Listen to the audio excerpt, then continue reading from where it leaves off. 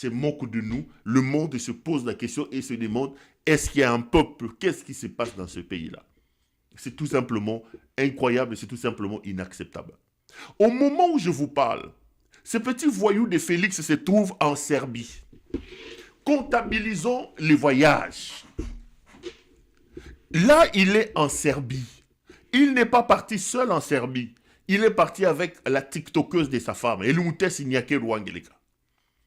Après la Serbie, ils vont aller aux États-Unis parce que j'apprends qu'ils doivent en principe être reçus avec le président rwandais Paul Kagame entre la première semaine du mois de décembre. Donc, on parle du 5, on parle du 4, si tout va bien. Donc, Nenga Keiwana Ndawenda, Ake Serbie, Ake Kotambola na Serbie, Soga Longwe na Serbie, il va certainement aller à New York et à Washington pour aller concrétiser la vente de la République dans ces contrats obscurs qu'il a signés avec les États-Unis d'Amérique pour quoi, soi-disant, ramener la paix et la sécurité. Et le connaissant, prenez ça, il quittera les États-Unis d'Amérique, il ne va jamais rentrer au Congo, il fera certainement un tour par la Belgique.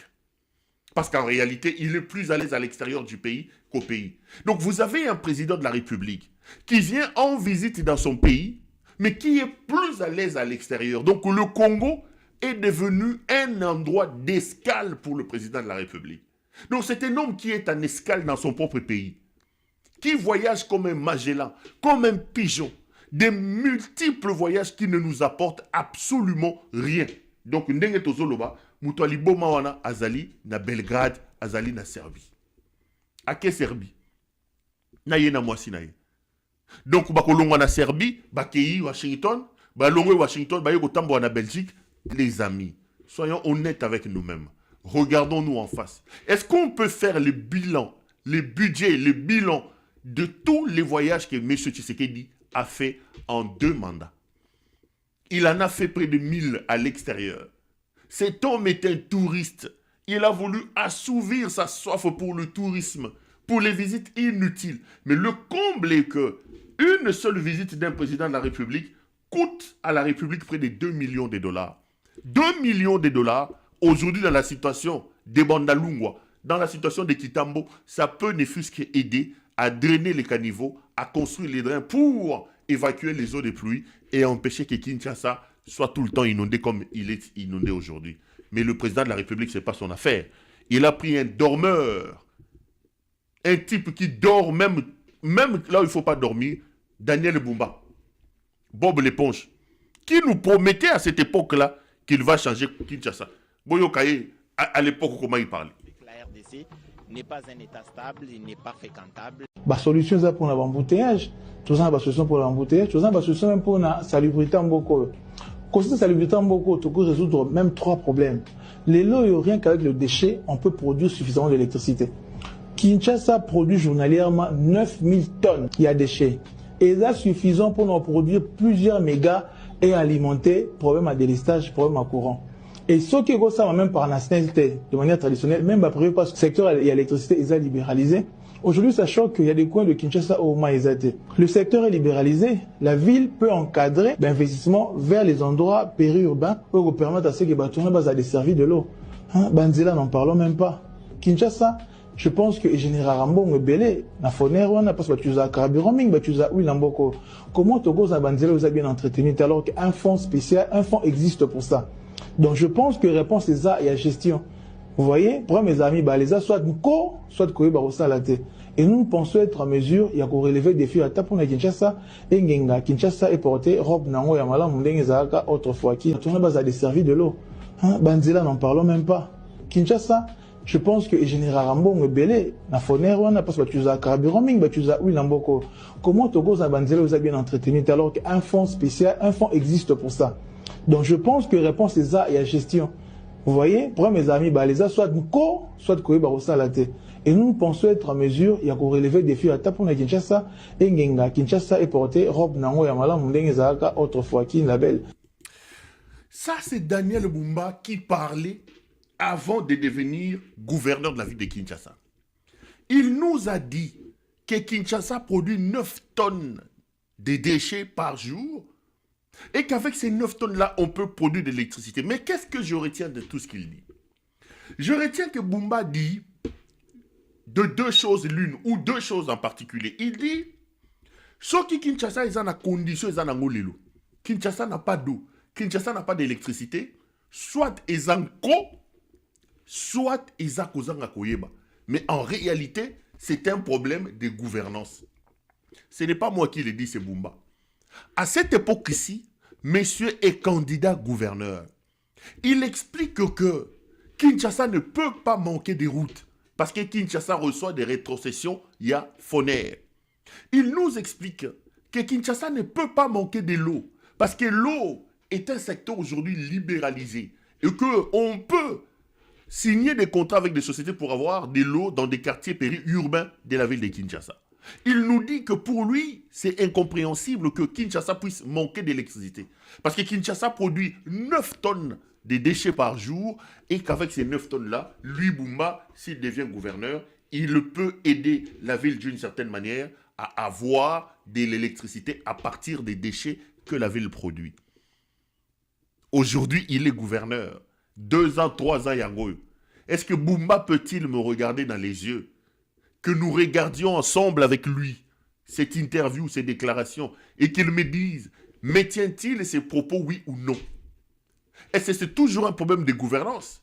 Parce qu'il a dit, ce qui arrive à Kinshasa, soit Nko, soit Kozanga Koyeba. Mais en somme, c'est un problème, il y a autorité, un problème de gouvernance. Mais lui, ça fait 2 ans, 3 ans. Kinshasa n'a pas de route. Kinshasa court sous les embouteillages. Moindre pluie, la ville est inondée. Monsieur Bumba, qu'est-ce que tu fais des 9000 tonnes de déchets que produit Kinshasa? Monsieur Bumba, qu'est-ce que tu fais?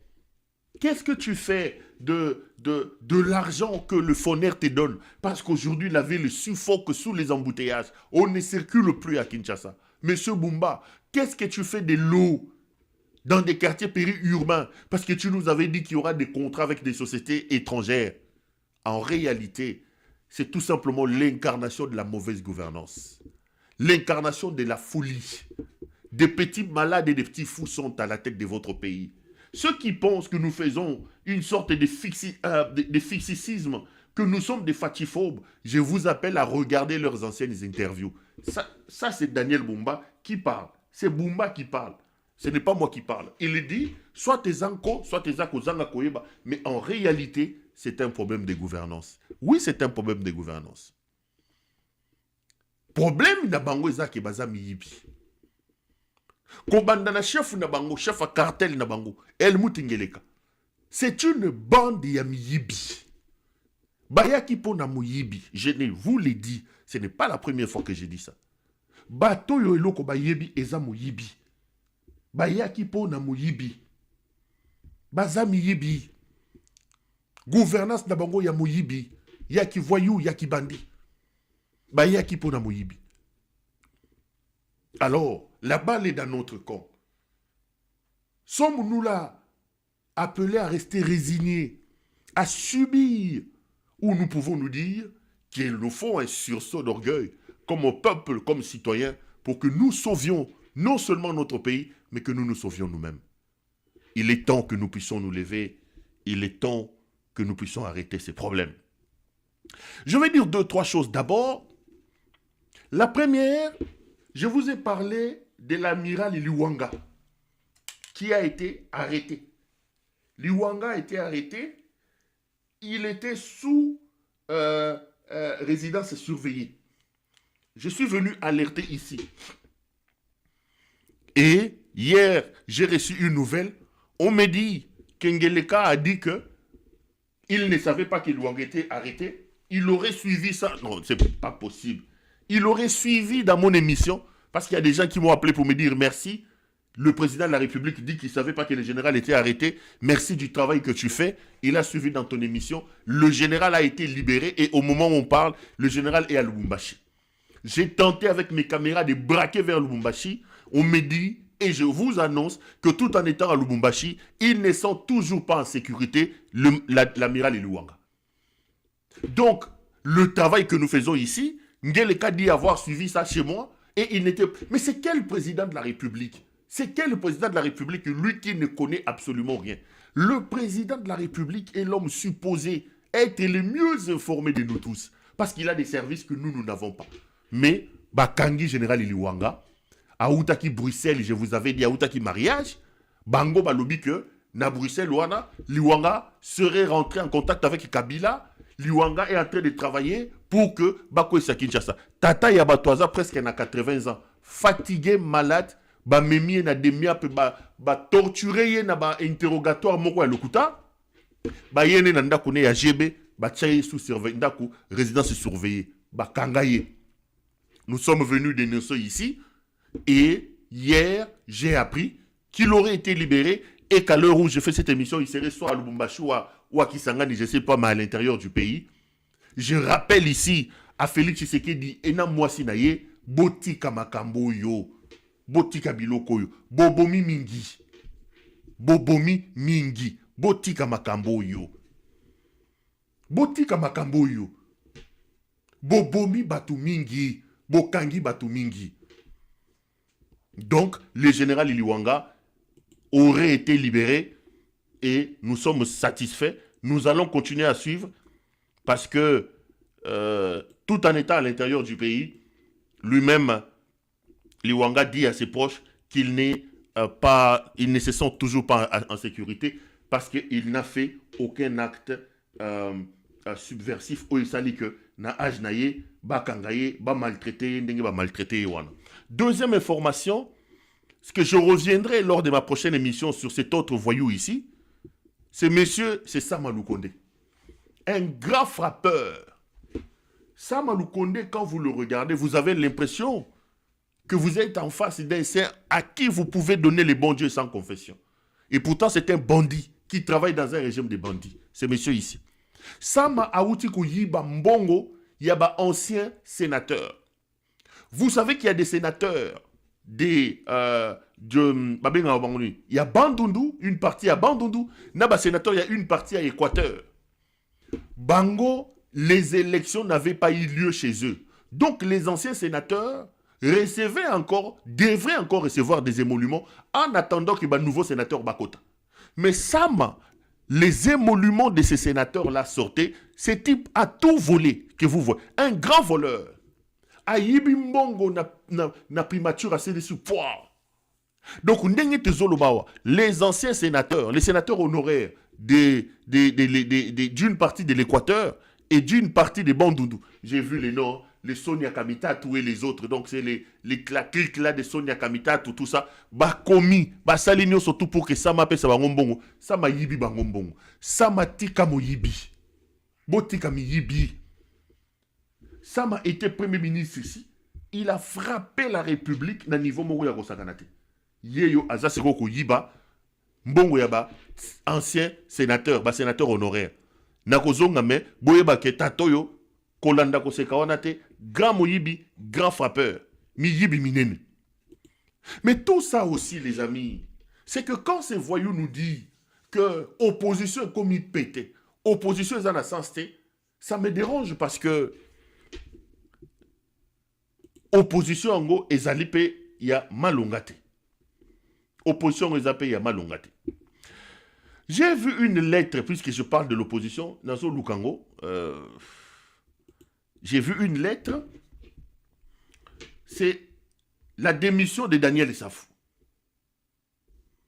Oui, c'est la province de Kwilu. C'est la province de Kwilu, voilà. Province à Kwilu, na province à Norubangi. Province à Kwilu, na province à Norubangi. Général, voilà. Ba Kolombongo bangwana. Province ya Kwilu, na province ya Norubangi. Samazo ayibi mbongo na bango. Sama Lukonde. Muyibi.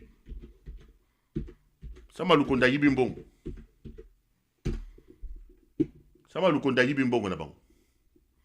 Donc, province ya Kwilu, na province ya Nord-Ubangi. Ça fait plaisir d'avoir des téléspectateurs à l'écoute comme ça. Hein? Donc, il s'agit de la province de Kwilu et de la province de Nord-Ubangi. Il y a Général Baramoto, des gens qui sont concernés. Général Baramoto, Giala Mobutu, Zakbalafio Jean-Pierre, Balebile, province du Nord-Ubangi. Dans la province de Kwiluya, Kamita Sonia, honorable Sacré, honorable Mabaya et honorable Ida Kidima. Donc, c'est 8 sénateurs ici, Tato ya Yibimbo na bango. Nakozongelango, Tato ya Moyipi. Donc, j'ai parlé des partis politiques et de l'opposition. Daniel Safou a décidé de quitter Ensemble de Moïse Katumbi. Il a écrit une lettre. Daniel Safou a donc claqué la porte d'Ensemble. Je voudrais vous lire la lettre parce que j'ai 2-3 choses à dire là-dessus. Je cherche.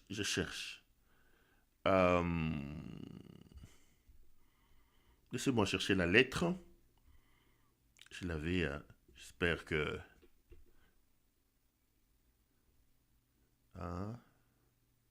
Voilà, je l'ai retrouvé. Voilà. Daniel a écrit à Moïse Katumbi. Daniel Safou Bouchimouni, il a donné son numéro de téléphone, etc. Copie pour information à Monsieur le Président, copie pour information à la coordination nationale de la plateforme Sauvons la RDC. Objet d'émission du parti. À Monsieur le Président du parti Ensemble pour la République. Monsieur le Président, j'ai l'honneur et l'avantage de vous informer de ma démission du parti Ensemble pour la République. Ma démission prendra effet à compter de la date de la réception de la présente lettre par les instances compétentes du parti.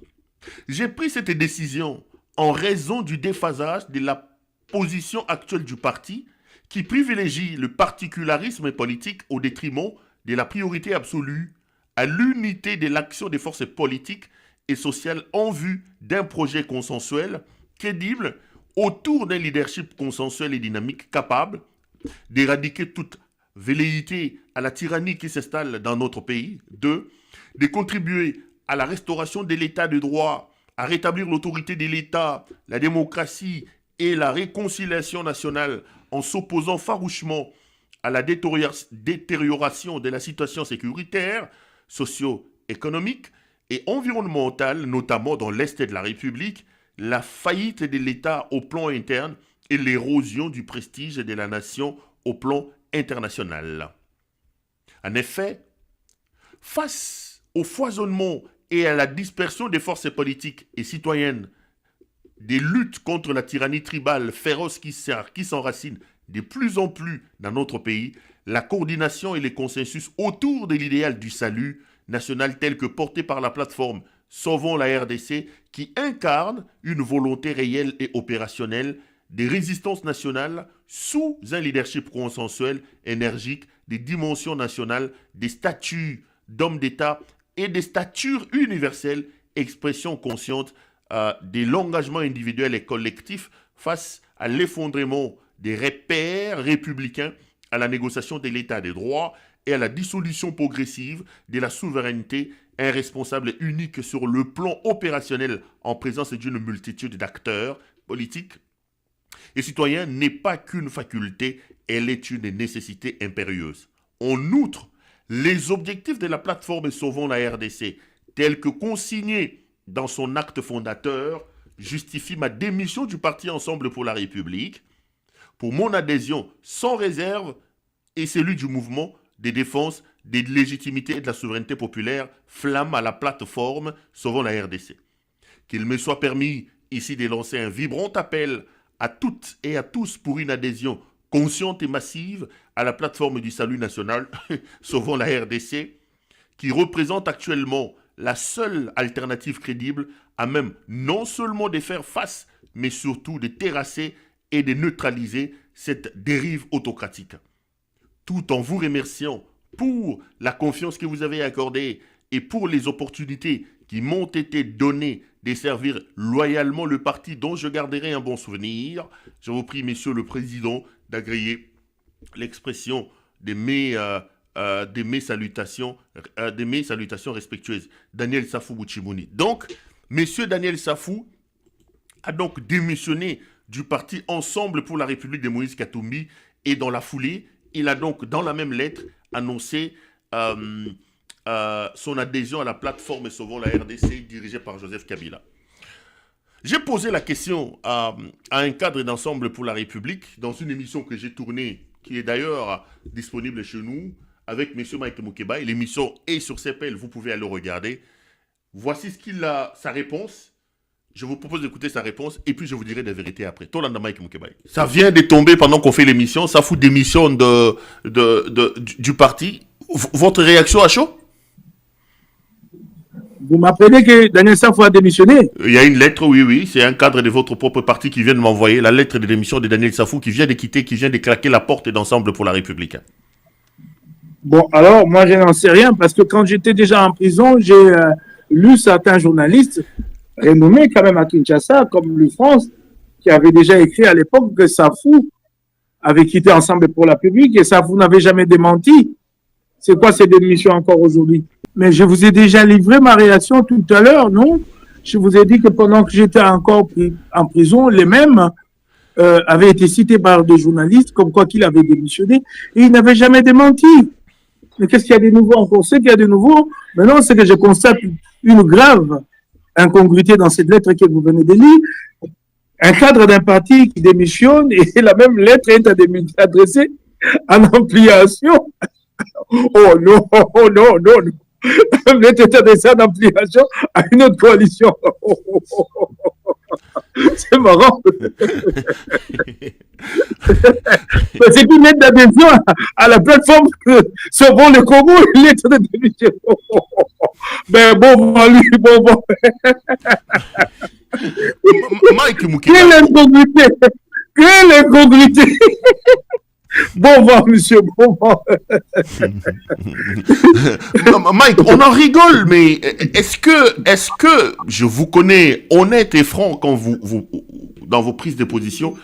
Est-ce que vous ne trouvez quand même pas que sincèrement le leadership de Moïse Katumbi pose problème? Aujourd'hui, Ensemble pour la République qui donne l'impression d'être un parti qui navigue à vue, qui n'a pas de boussole, qui n'a rien, et à la tête duquel se trouve un président qui n'a pas la main lourde pour sanctionner, un président qui fait montre d'un leadership pas assez rigoureux, pas assez clair. Est-ce que Katumbi ne pose pas problème dans son leadership pour votre parti? Là, je fais appel à la partie honnête de Mike Moukeba que je connais. Pero, cette critique, je l'ai déjà entendue plus d'une fois et je crois que là, je vais répondre avec assez de sincérité et je ne vais pas situer la responsabilité qu'au niveau du président Katumbi, mais aussi au niveau d'autres structures du parti. Je crois que ce que vous dites là est dans une certaine mesure vrai. Il n'y a pas de fermeté dans notre façon de nous comporter, dans notre façon de faire respecter notre ligne. C'est pas la première fois que nous voyons des gens ambigus, qui jouent le double jeu, être maintenus à des postes de responsabilité pendant très très longtemps. Nous l'avons assez vécu. Si je vous parle ici des coulisses, de ce que je sais, du comportement de tel et de tel, des informations qui sont remontées un peu plus haut, jusqu'au sommet, mais qui sont restées, ces gens-là, dans le parti, ça fait très très mal. Et des fois, ça choque ceux-là qui ont payé le prix, c'est là qui sont loyaux, ça choque. C'est en même temps une interpellation ici. Et c'est vraiment dommage. Je peux vous citer des cas.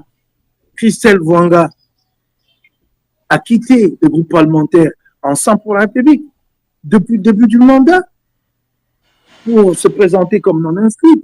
Le groupe parlementaire lui-même n'en a jamais tiré toutes les conséquences. Les partis non plus. Au point où, lors de la dernière élection ici, d'un membre du bureau, donc au poste de rapporteur, certains ont voulu jouer sur cette confusion pour dire que non, elle n'a jamais été exclue. Non, elle n'a jamais été exclue, mais elle-même, elle a pris ses responsabilités, elle était partie. Si nous, notre faute, ce n'est pas d'avoir tiré de conclusion, mais elle n'est plus députée d'opposition. Il y a des cas comme ça. Il y a des cas de haut cadre, un haut cadre du parti, pendant que moi j'étais en prison, en pleine campagne électorale. Il appelle à voter pour le candidat de Gentini Ngobila. Vous parlez de Francis Kalombo, ça c'est Francis Kalombo qui a il n'a jamais été sanctionné. Non, qui a appelé à voter, qui a appelé à voter pour le neveu de Ngobila qui l'a trahi. Pour Lévin Payou. Oui. Il y a un cadre du parti qui s'est présenté à la sortie officielle du parti ACP de Ngobila. sous prétexte que non, bon, nous on est amis ici, je suis pas venu au nom de mon parti, je ne représente pas mon... Quelle amitié ça? Je peux vous en citer tant d'autres. Les cas, un autre cas assez récent ici, c'est, comment on l'appelle encore, Nicolas de Saint-Nicolas, Irachan de Saint-Nicolas. Irachan est allé se faire recevoir par Félix Tshisekedi au nom du caucus et ensemble avec le député de l'Ituri, au nom du caucus de l'Ituri, il est sorti de là, il a fait un communiqué où il disait qu'il avait annoncé sa candidature aux prochaines élections présidentielles à Félix Tshisekedi et que celui-ci l'avait encouragé. Il est sorti de là, les partis ne l'ont pas interpellé, les partis n'ont pas sanctionné. C'est à la veille des consultations de Béron Kolongele, quand il annonce qu'il y va, on dit « Ah, il va aller utiliser le nom de parti là-bas et tout et tout, on va nous accuser de jouer le double jeu. » C'est à ce moment-là qu'on le sanctionne et que finalement, on le exclut du parti. Non, soyons fermes. Ça, j'ai dit oui en partie. Mais pour le reste, de dire que nous n'avons pas de ligne, ah non, nous connaissons un flottement actuellement et nous l'avons reconnu à travers notre conclave à Bruxelles. Et nous avons tracé une ligne et donc nous travaillons à consolider le parti, à le redynamiser. Nous travaillons. S'il y a des faiblesses, nous ne nous en cachons pas, nous les disons. Comme ici, je le reconnais. Ça a été établi. Retour sur ce plateau. Ça, c'est donc l'émission que j'ai faite avec Mike Moukebaï. Je vous appelle d'ailleurs à le retrouver sur la chaîne CPL Télévision. On a évoqué plusieurs autres questions d'actualité. Vous pouvez utilement vous informer là-dessus. Mais laissez-moi commenter ou vous donner quelques 2-3 informations sur cette information de Daniel Safou. J'ai lu la lettre de Daniel Safou, j'ai parlé avec lui longuement, j'ai parlé avec les cadres de son parti aussi, parce que quand j'ai vu la lettre, vous savez que moi je n'annonce pas des choses comme ça, je voulais m'assurer que la lettre elle est authentique. Quoi de plus normal que d'appeler la personne dont on dit qu'il est auteur de la lettre, donc j'ai pu la voir, Dieu merci. Et il m'a bel et bien confirmé que c'était lui qui avait écrit la lettre et qu'il avait démissionné. Quand je lui oppose les arguments de Mike Moukebaï, quand il dit que Daniel Safou avait déjà démissionné et tout ça, il dit que ceux des cadres du parti qui disent de lui qu'il avait déjà démissionné parce que mon jeune frère, Louis-France Kouzekissa, avait tweeté à l'époque que Daniel Safou avait démissionné et que eux, ils ont estimé que ces tweets-là de Daniel Safou, de Louis-France Kouzekissa valaient sa démission. Ils ne connaissent pas l'administration. Il dit que lui, il a été ancien député, etc. Vous connaissez un peu Safou avec sa verve oratoire.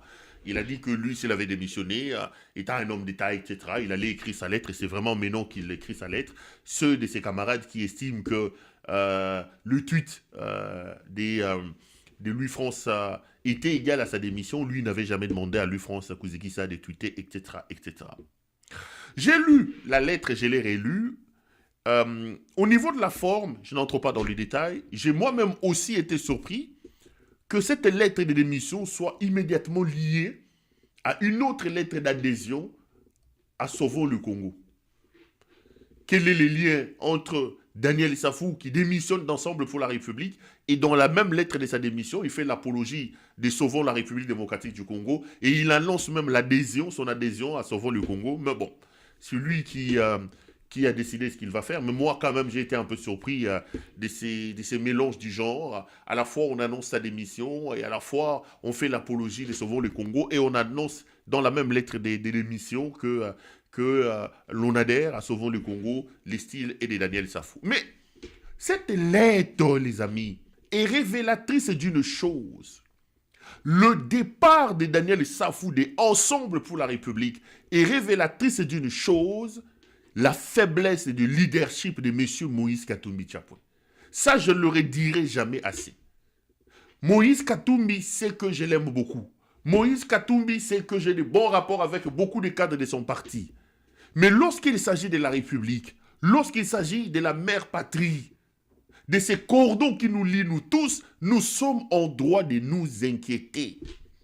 Le leadership de Katumbi me pose énormément de problèmes. Et je vous invite, vous, à constater avec moi que le parti Ensemble pour la République est en train de disparaître et de s'enterrer. Le seul responsable de l'échec de ce parti, le seul responsable de l'échec de ces partis aujourd'hui, c'est le leadership faible, chancelant de son président, qui est Moïse Katumbi Chapwe. Ce n'est pas la première fois que je l'ai dit. Je peux avoir de la considération, de l'affection même pour le président Katumbi. Mais si M. Katumbi est incapable de taper du poing sur la table pour son propre parti, qu'adviendra-t-il aujourd'hui si on donne le Grand Congo à Moïse Katumbi Chapwe? Ce pays qui est un pays phénomène, où tout est urgence. Ce pays où nous avons besoin d'un leadership fort, d'un leadership éclairé. Katumbi nous montre des signes, des signaux d'incapacité à diriger vaillamment son propre parti politique. Aujourd'hui, moi je commence à douter de la capacité de Katumbi. S'il advient que Katumbi devienne président de la République, il a été incapable de mettre de l'ordre d'ensemble pour la République. Katumbi ne peut pas gérer le pays comme il se doit. Moi, le leadership de Katumbi me pose énormément de problèmes. Daniel Safou, depuis un temps, Daniel montrait les tendances de quelqu'un qui était déjà parti, qui n'était plus dans le parti. Vous avez un voyou, un traître comme Francis Kalombo. Qui peut me dire aujourd'hui la position de Francis Kalombo par rapport à Ensemble? Tout le monde sait que c'est un escroc qui tire, qui bouffe le colonakati de Kololibanda. Il tire les ficelles de ses origines tribalo-ethniques, Moulouba. Il bouffe ses Denis Ignakeru. Qui n'a pas vu Francis Kalombo, président fédéral d'Ensemble à Kinshasa, courir derrière Jantini Ngobila, faire la campagne de Jantini Ngobila et de ses candidats, alors que lui, le président fédéral, censé amener le parti, pousser le parti à Kinshasa. Qui n'a pas vu la dernière aventure de cet autre affamé ici qui cherche l'argent, Christian Mwando? Qui n'a pas vu ça? Mwando en train de ramper pour aller demander le pouvoir auprès d'André Mbata. Quelle est la réaction de Moïse Katumbi? Nulle. Rien du tout. Aujourd'hui, Ensemble est un parti qui s'enterre. Moïse Katumbi, j'ai l'impression qu'il n'a plus de force, autant de force à jeter dans la bataille. Je ne sais pas s'il regrette tout l'argent qu'il a perdu, s'il regrette tous les biens qu'il a perdus dans ce combat politique. Mais Moïse Katumbi est un animal économique. Moïse Katumbi est un homme d'affaires puissant. Mais Moïse Katumbi comme homme politique, comme leader, capable d'incarner nos espoirs, nos attentes et d'amener ce pays vers le changement, Moïse Katumbi ne me rassure plus. J'ai peut-être les défauts de dire ce que je ressens. Peut-être mon défaut c'est de le dire en public, mais les choses se font en public et je l'ai dit en public. Aujourd'hui, Ensemble pour la République est un parti qui navigue à vue, sans idéologie, sans leadership clair, sans vision claire. Vous avez des camps auprès d'Ensemble pour la République, les durs, les ceci. Ensemble pour la République, de par sa naissance, est un parti hétéroclite, qui est né des cendres de plusieurs autres partis, ARC, INADEF, etc. Des gens qui ont décidé de sacrifier leurs propres rêves, leur propre parti politique, pour venir se joindre à Moïse Katumbi. Pour quelqu'un qui gère autant des partis politiques hétéroclites, il faut un leadership clair que Moïse Katumbi n'incarne plus aujourd'hui. Je l'appelle, s'il est fatigué, s'il ne veut plus faire la politique, il n'a qu'à nous dire la vérité. Parce que il y a deux personnes qui aujourd'hui en politique, je me dis, mais qu'est-ce qui se passe? Il y a Vital Kamerhe, lui ça peut se comprendre. Kamerhe a tant vers 70 ans. Il a épousé une très belle femme que beaucoup accusent d'être à la base de la mort, de l'instinct politique et de l'animal politique qui était Kamerhe, et je n'entre pas en profondeur. Mais Kamerhe aujourd'hui, je l'avais prédit, je l'avais dit, que cet homme n'est plus un animal politique. Le rêve à la Lula qu'avait Vital Kamerhe à l'époque, ses rêves étaient éteints. Aujourd'hui, c'est un acteur de cinéma novelas qui nous fait des vidéos, des belles cartes avec sa charmante épouse, on adore. Mais l'animal politique, le pacificateur, capable d'aller, de regarder Tchèque Tshisekedi en face, de regarder Kabila en face, cet animal-là est tué. À 70 ans, il a certainement besoin de gagner de l'argent ou de profiter de tout ce qu'il a déjà gagné, M. Vital Kamerhe. La deuxième personne qui rentre dans cette cour-là, c'est Moïse Katumbi. Mais la différence entre, c'est ça le danger quand je discute avec les gens, je leur explique. Kamer est entré en politique pas riche. Kamer est entré en politique pauvre. Katumbi est arrivé en politique, il avait déjà de l'argent. Autant Kamere peut se dire, bon, aujourd'hui, j'ai une belle femme, jeune, profitons de la vie, autant, parce que j'ai déjà gagné, autant plutôt Katumbi. La situation difficile dans laquelle il est plongé aujourd'hui devait aiguiser son sens des bêtes politiques pour entrer dans l'arène et se battre. Je ne comprends pas. Je ne comprends pas.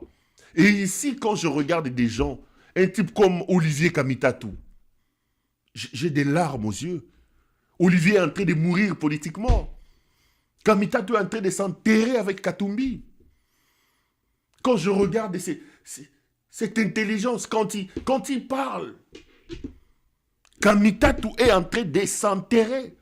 Qu'est-ce que cet homme n'a pas entendu? Ancien président de l'Assemblée nationale, ancien ministre des Plans, ancien secrétaire général du MLC, etc., etc. Olivier Kamitatou, on a dit de lui ici, porteur de mallettes. Il a supporté Katumbi, porte-parole de Katumbi. Aujourd'hui, on prend Olivier Kamitatou dans sa stature, on va aller le redescendre en train de débattre avec des affamés, des gens qui cherchent l'argent comme Christian Mwando. Et Katumbi accepte ça, Katumbi laisse faire. Je me pose la question. Olivier est en train de s'enterrer. Vraiment, la personne qui me fait mal, j'en souffre dans mon âme, c'est Olivier Kamitatou.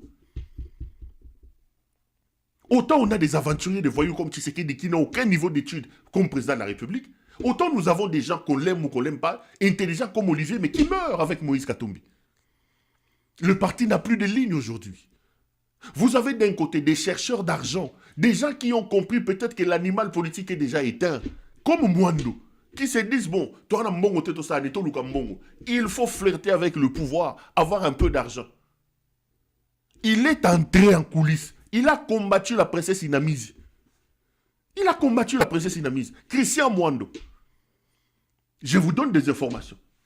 Il combat la princesse Inamise. Akeache Clotilde Wana a remplacé Inamise. Azu Batunyo surtout ya cabinet Inamise a bengani bango poids. Na minute il est allé mettre comme directeur de cabinet une de ses copines. Christian Mwando a imposé à Clotilde une autre copine qui est aujourd'hui directeur de cabinet de Clotilde là. Le cabinet aujourd'hui des rapporteurs adjoints là, de l'Assemblée nationale est composé essentiellement déjà de Christian Mwando. Et la meilleure, c'est quoi? C'est que le secrétaire général amorphe du parti là, le vieux là, comme on est Bolengeteng, qui était en conflit avec Mwando, parce que Bolengeteng et Mwando l'accusaient de bouffer l'argent des cotisations du princesse Inamise. Mwando a mené Clotilde là-bas, il a garanti la pérennisation des actions financières. Bolengeteng aujourd'hui a tous ses intérêts financiers garantis et Bolengeteng est devenu aujourd'hui pro-Mwando. Mais où se trouvent les partis aujourd'hui? Quand je vois mes aînés comme Mike Mukebai, plusieurs fois de prison, il a donné de son sang, de sa sueur pour ce parti politique. Quand je vois des gens comme Olivier Kamitatou, qu'est-ce que Kamitatou devient?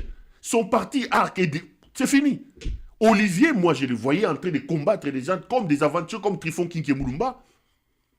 Des gens sans position, j'ai dit aujourd'hui, il y a quand même un monsieur intelligent. Regardez, Bazoli Mwalokola Moulinga. Le parti n'existe plus. Katumbi n'a plus envie de donner. Moi, ça me tue, ça me rend malade. Donc, la lettre de Daniel Issafou est une révélation de la situation interne du parti. Ce parti-là est mort.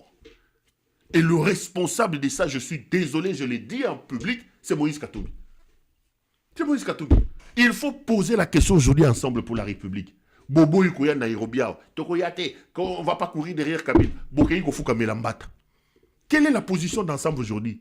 Non, nous attendons le dialogue. Quel dialogue? Tu sais qu'il va vous amener quel dialogue? Katumbi doit prendre ses décisions. S'il veut rentrer dans la vie, il y a Makamboune, il y a Balena Makamboune, il y a faire. Mais là, il tue les espoirs des gens. Parti Moubimba sanctions à la kate. Parti Moubimba discipline à la kate. Parti Moubimba ligne à la kate.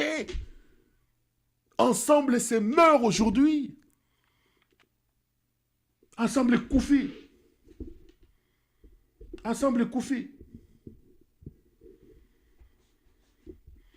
C'est Katumbi qui est à la base de ça. C'est Katumbi. Il y a des gens qui l'ont suivi aujourd'hui, qui payent comme des gens comme Olivier Kamitato.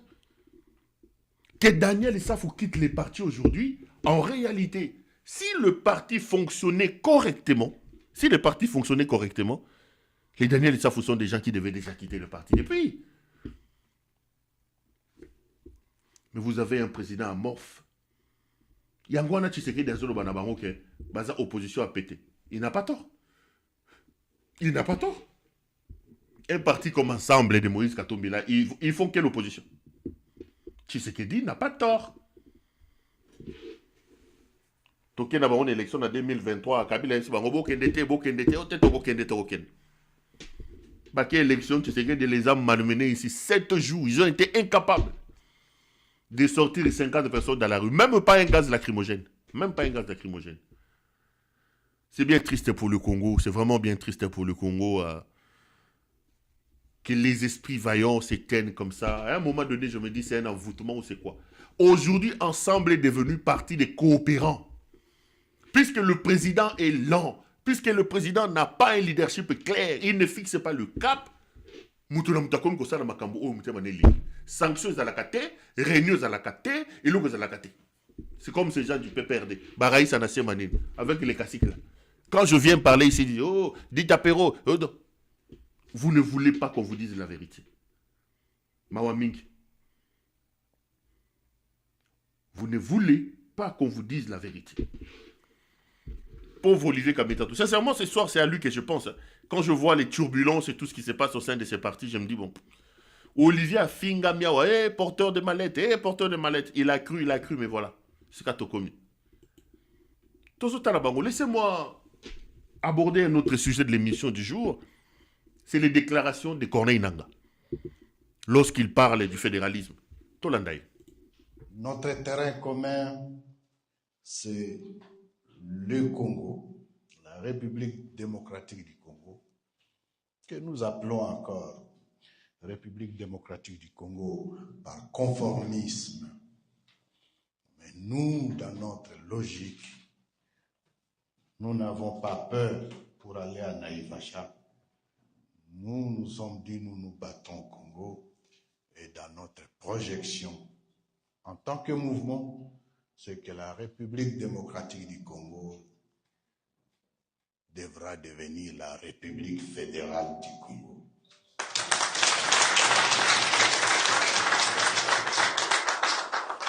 Et nous n'avons pas peur pour le dire. C'est une option, c'est une vision, car nous disons, le Congo étant notre premier intérêt, mais le vrai intérêt, c'est le Congolais pris individuellement, où qu'il se trouve. C'est pour son bien que nous nous battons. On est de retour sur ce plateau. Ça, c'est Corneille Nangaa qui parle et qui appelle, qui annonce qu'eux, ils travaillent pour un fédéralisme et il dit que le Congo ne s'appellera plus République démocratique du Congo, mais il s'appellera République fédérale du Congo, parce que pour lui, le fédéralisme est le meilleur système politique, etc., etc. Laissez-moi déblayer les terrains sur le principe, sur les théories. Je vais entrer en profondeur et je donnerai mon point de vue. Ce débat sur le fédéralisme, ce n'est pas Corneille Nangaa qui l'a commencé. C'est un débat qui cristallise un peu les divisions au sein de la classe politique et la classe scientifique de notre pays. En réalité, le fédéralisme est un système politique où le gouvernement central partage sa souveraineté avec des entités fédérées.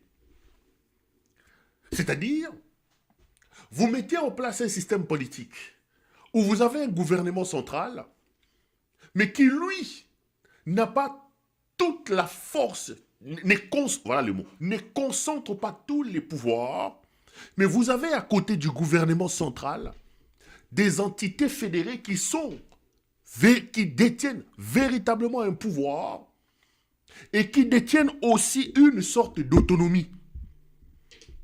Moi, je suis venu en Belgique dans des conditions que vous connaissez. J'ai essayé d'étudier un peu le système politique belge ici. Au départ, ça me semblait un peu catastrophique, mais chaque jour, avec mes lectures, je commence un peu à cerner, à comprendre.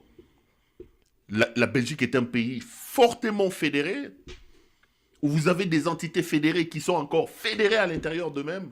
Vous avez les systèmes de gouvernement fédéral, vous avez les régions et vous avez les communautés. C'est-à-dire que quand le gouvernement fédéral a son pouvoir, mais le pouvoir du gouvernement fédéral est largement concurrencé, je veux même dire concurrencé, et partagé par les communautés et les régions. Vous avez les communautés qui ont leur parlement, les régions qui ont... C'est un système fédéré terriblement. Donc, plaçons les principes. Le fédéralisme est un système politique où le pouvoir central ne concentre pas tout le pouvoir, où le gouvernement central n'a pas tout le pouvoir, mais à côté du gouvernement central, vous avez des entités fédérées qui disposent d'un vrai pouvoir de décision par rapport à leur fédération, par rapport à leur coin, et qui disposent aussi d'une certaine autonomie. C'est ça le fédéralisme. Alors que l'unitarisme, entendu dans sa pureté, dans sa dureté, est un système politique dans lequel le pouvoir est concentré par un gouvernement central qui travaille pour le bien du pays, mais on sent que le pouvoir, c'est comme une sorte de pyramide où au-dessus vous avez un pouvoir central qui dirige. Ça, nous sommes au niveau de la théorie. Après, de là, les débats peuvent s'ouvrir. Les politiques et les scientifiques peuvent discuter, tel fait ça, tel fait ça. Mais laissez-moi donner mon point de vue avant de revenir dans le cas spécifique de Corneille Nangaa. Je voudrais ici dire aux uns et aux autres, aux débatteurs, aux tenants de la thèse du fédéralisme et aux tenants de la thèse de l'unitarisme, que pour moi, lorsque je réduis ce débat dans mon pays, ce n'est pas l'unitarisme, d'ailleurs fortement décentralisé, qui est à la base de nos problèmes. Et je voudrais aussi dire aux tenants du fédéralisme, ce n'est pas le fédéralisme qui sortira le Congo de la situation où il est aujourd'hui. Réduire le problème du Congo, voir le problème du Congo sur le prisme du fédéralisme et de l'unitarisme est une grosse bêtise et une erreur que nos hommes politiques et nos hommes scientifiques vont faire. Le problème du Congo, ce n'est pas le fédéralisme. Le problème du Congo, ce n'est pas l'unitarisme. Vous pouvez être un pays fédéral, mais vous avez un président voyou, un bandit, comme Tshisekedi, qui n'a aucun respect des textes. Tshisekedi, aujourd'hui, même s'il était président d'un pays fédéral, il n'aurait rien fait. Le problème du Congo, c'est un problème de gouvernance. Le problème du Congo, c'est un problème de respect des textes.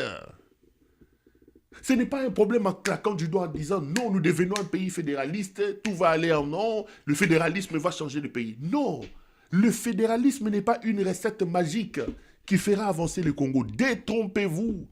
Nous avons des problèmes sérieux. Nous avons des problèmes de gouvernance. Nous avons des problèmes de respect des textes. Nous avons des problèmes de mentalité. Nous devons travailler en profondeur. Amener ce peuple, amener les autorités de ce pays, amener le Congolais qui assume des grandes fonctions à comprendre que l'intérêt supérieur de la nation doit être passé devant l'intérieur de nous tous. Que tout le monde doit s'inscrire dans le respect des textes votés au niveau de la République. Que tout le monde doit agir, fonctionner à l'intérieur des frontières établies par les principes. Ce n'est pas le fédéralisme qui vous changera, les amis. Aujourd'hui, d'ailleurs, la question du fédéralisme et de l'unitarisme, dans le cas spécifique du Congo, a trouvé une nette solution en ayant un pied dans l'unitarisme et un autre pied dans le fédéralisme. Parce que nous travaillons sur ce qu'on appelle un État unitaire mais fortement décentralisé. Nous avons voulu régler les problèmes pour éviter le conflit des fédéralistes et le conflit des unitaristes. nous avons opté pour un pouvoir politique qui s'exerce sur base de l'unitarisme fortement décentralisé. Vous avez des provinces qui ont des autonomies et qui ont des pouvoirs réels. Vous avez des entités décentralisées qui ont des pouvoirs réels. L'architecture juridique aujourd'hui qui organise le pouvoir politique au Congo est une architecture juridique qui pouvait permettre à ce pays d'avancer. J'ai travaillé, moi, comme conseiller du ministre de l'Intérieur. J'ai eu le temps d'entrer dans les archives de ces choses-là. Mais l'organisation politique qu'on a aujourd'hui, c'était un génie. Nous devons du respect aux gens qui ont réfléchi sur ça. Ils ont coupé la poire en deux entre la rigidité du fédéralisme et la rigidité de l'unitarisme. On a coupé la poire en deux. On s'est dit, ok, l'unitarisme a ses avantages, le fédéralisme a ses avantages. Trouvons une sorte de joint venture entre ces deux extrêmes. C'est dans ça qu'on est au Congo. Vos textes donnent des principes, vos textes donnent des pouvoirs, vos textes donnent de l'autonomie aux provinces, aux entités décentralisées. Vous avez la loi des finances qui vous parle de la rétrocession. Chaque province qui produit, on doit lui rétrocéder 40% de sa production. Quelle idée de génie! Pour permettre à ces provinces-là de se développer. Les provinces, à leur tour, une fois qu'ils récupèrent les 40%, ils sont aussi obligés de rétrocéder aux entités. Vous avez des bourgmestres, vous avez des conseils communaux. Pour que le pouvoir public, pour que l'autorité de l'État se rapproche au plus près de la population, pour que l'administration soit près des administrés. Mais nous ne respectons pas ça, les amis. Nous ne respectons pas ça. Nous ne respectons pas ça. Quelle est cette province qui produit, à qui l'État attribue 40%? Expliquez-moi comment est-ce que un voyou, un bandit comme Félix Tshisekedi peut, lui, dans un budget de 6 milliards, de 7 milliards, s'octroyer 1 milliard de dollars américains. 1 milliard de dollars américains. Alors que le budget de toute la province du Kasaï, c'est 300 millions, c'est 150 millions. Le budget. Mais le président de la République, lui, s'octroie 1 milliard de dollars. Mais le problème, ce n'est pas le fédéralisme. Le problème, c'est notre banditisme. Le problème, c'est la voyoucratie qui dirige le pays. Le problème, c'est le manque de respect des textes. Le problème, c'est l'incapacité de sanctionner. C'est la culture de l'impunité qui est ancrée en nous tous qui nous amène des problèmes. Mais ce n'est pas un problème de fédéralisme. Je vois ces débats monter, descendre. Je dis, mais c'est ça le problème avec le Congolais. Vous déplacez les débats. On s'octroie des débats qui n'ont ni tête ni queue. Des débats qui n'ont ni tête ni queue. Non. Ça n'a rien à voir. Donc là, je suis dans les principes, je suis dans la théorie. Et j'entre en profondeur. Maintenant, je vais réduire ça à Corneille Nangaa. Nangaa dit que nous, quand nous allons prendre le pouvoir, nous allons mettre le fédéralisme. Dans un contexte normal, là, je dirais que Nangaa, comme Congolais, comme politique, administrant un coin de la République, il a le droit d'émettre un point de vue. Mais lorsque on assume certaines fonctions, lorsque dans un État on incarne certaines choses, on doit faire très attention, lire le contexte, le moment. Qu'est-ce que j'ai dit, quand je l'ai dit et comment je l'ai dit. Et sur ce point-là, je trouve que Corneille Nangaa a fauté. Et je vais vous expliquer. De un, je vous ai expliqué c'est quoi le fédéralisme. C'est une organisation politique, de pouvoir politique dans lequel le gouvernement central partage ses pouvoirs avec des entités fédérées. Et ces entités fédérées ont une vraie autonomie de gestion. Alors que l'unitarisme, dans sa rigidité et dans sa pureté, C'est le fait de la concentration du pouvoir par le gouvernement central. Et je vous ai dit ici que le problème, ce n'est pas l'unitarisme, ce n'est pas le fédéralisme. Vous avez des États fortement unitaires qui se développent et vous avez des États fortement fédéraux qui posent problème. Le Japon qui est cité aujourd'hui comme meilleur pays en termes de discipline, en termes d'organisation, n'est pas un pays fédéral. Là. Vous pouvez prendre le Japon et le comparer avec le Nigeria. Regardez le fédéralisme imposé au Nigeria qui pose problème avec les Boko Haram, les problèmes aujourd'hui. Mais le Japon est un pays unitaire. La Chine, qui en 60 ans est en train de dépasser les États-Unis d'Amérique, la Chine est un pays fortement unitaire. Qui vous a dit que le fédéralisme est un coup de magique? Qui vous a mis ça? Qui vous envoûte, vous les Congolais? La Chine n'est pas un pays fédéral. La Chine est un pays fortement unitaire. La France, à côté de la Belgique ici. La France n'est pas un pays de fédéralisme, non. Non. La France est un pays unitaire.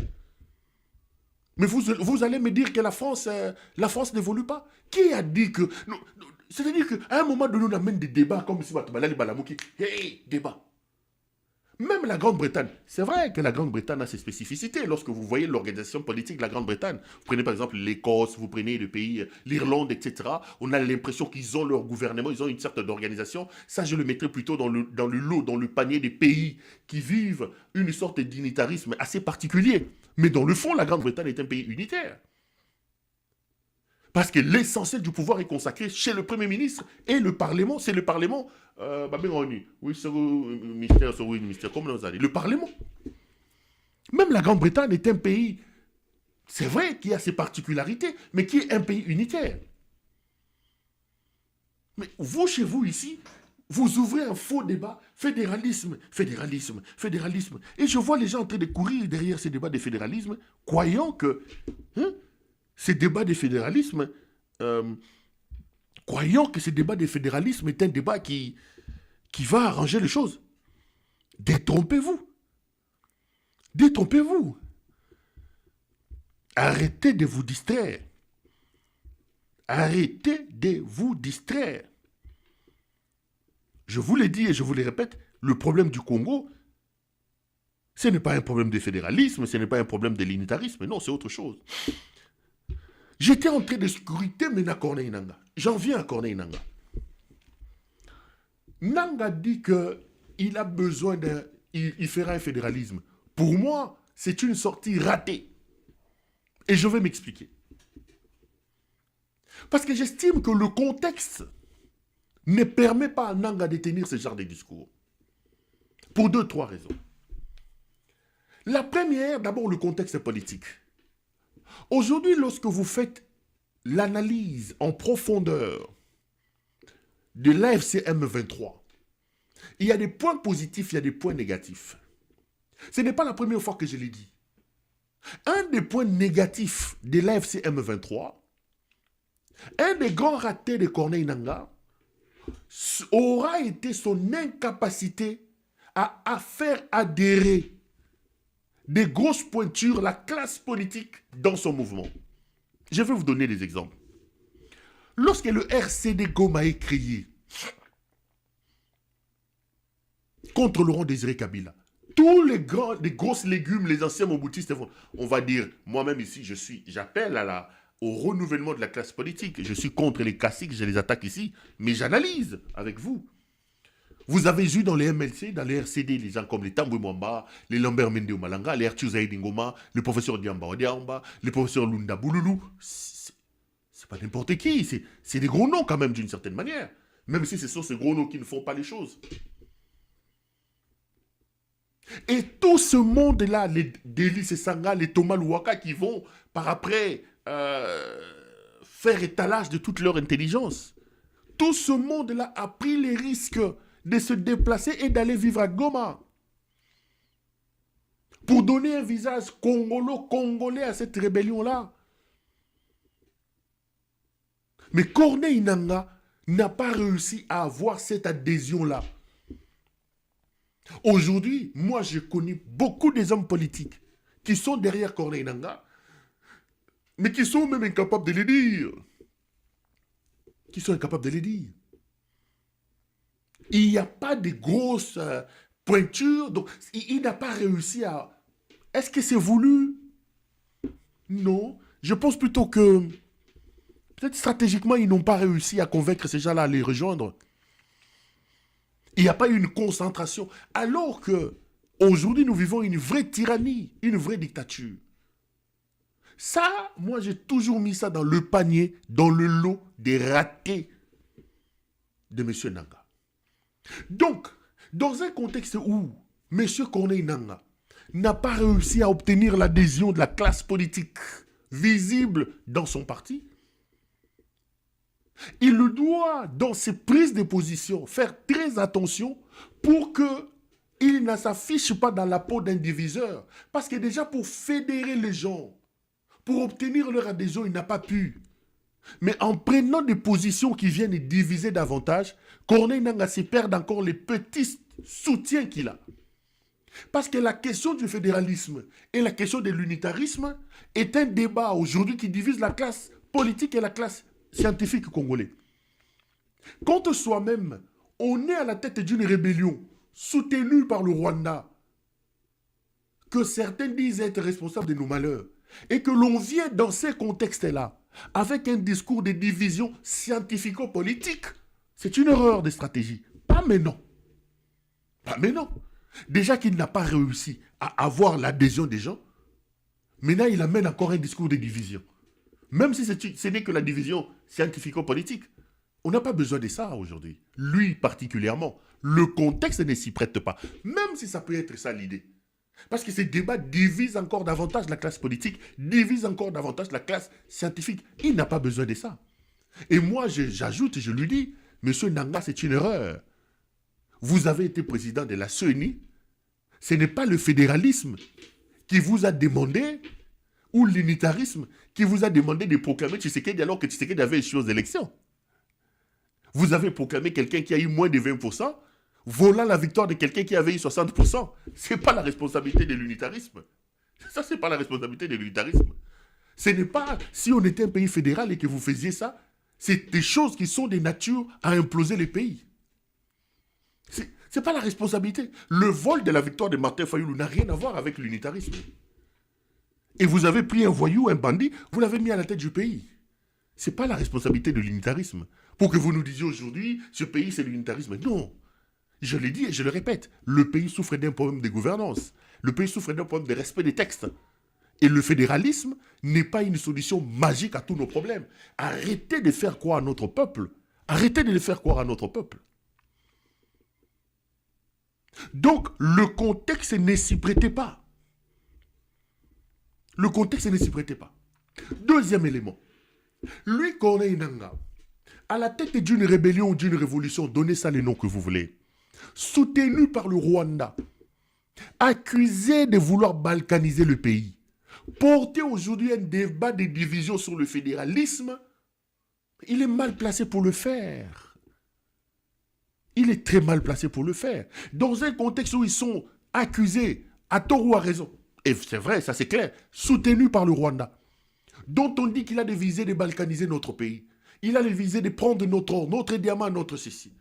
Vous, soutenu par le Rwanda, venir dire sur la place publique que vous êtes un partisan du fédéralisme et que vous voulez vous battre pour le fédéralisme, au moment où on sait et on dit que ceux qui vous accompagnent ont l'idée de balkaniser le pays, vous vous mettez dans les viseurs, vous donnez des munitions, vous donnez les bâtons pour vous faire battre.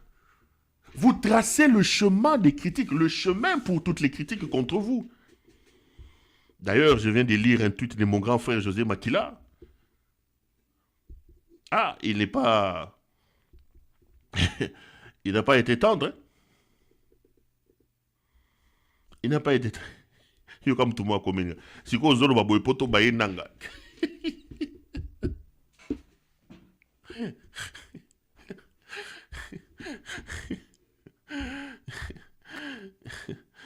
Donc, et sur le plan du contexte, et sur le plan du terrain, c'est-à-dire de la réalité sur terrain, non, les gars, il a tapé à côté. Il a vraiment tapé à côté. C'est un débat que lui ne doit pas porter. C'est un débat inutile en ce moment ici. Le contexte ne s'y prête pas. Pour les deux raisons.